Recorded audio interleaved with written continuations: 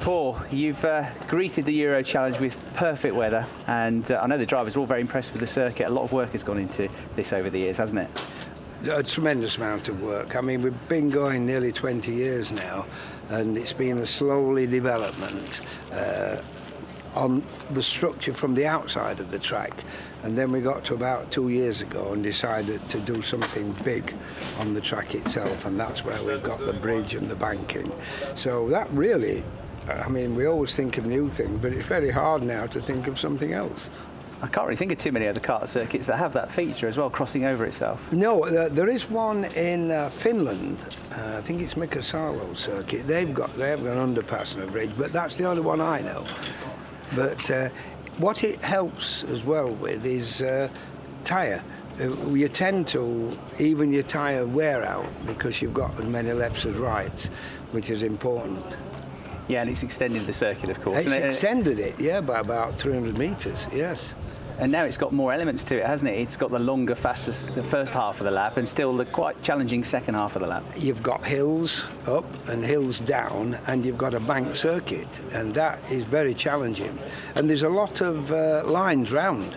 You know, you just don't have one line round a bank circuit. You can go rounds all over. It's fantastic. And you can see not just from the circuit itself, but the surroundings, the paddock, the way everything is presented and prepared, that you're trying to do this at the highest possible level. I'm sure there's lots of car racing circuits that would learn a thing or two from Peter Park. Yes, there's what's the name of the man who owns Brands Hatch? What's his? Jonathan Palmer. Jonathan Palmer's been here, and he said, well, a few years ago, he said, oh, this is better than some of my circuits. Yes, he was impressed. He came in a helicopter, by the way, which I was quite impressed with that.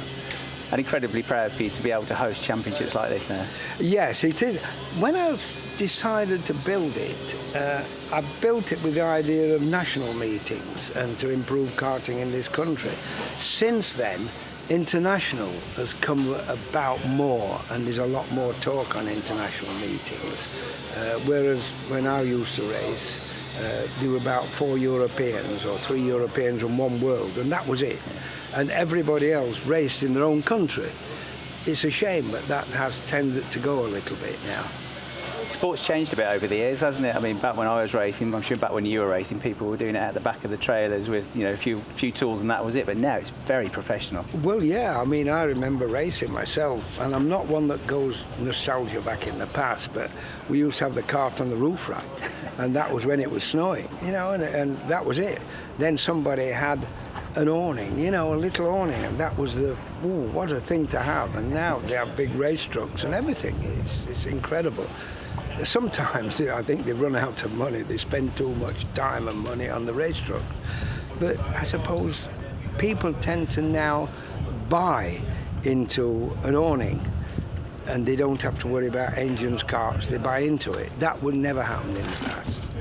And it's still the place where, you know, all the stars of the future, Formula One drivers, sports car racers, they're going to start here, aren't they, in karting? They do, yes. I wish the Formula One teams, for instance, would put money back into karting, because they take the money out of karting, they pinch the driver.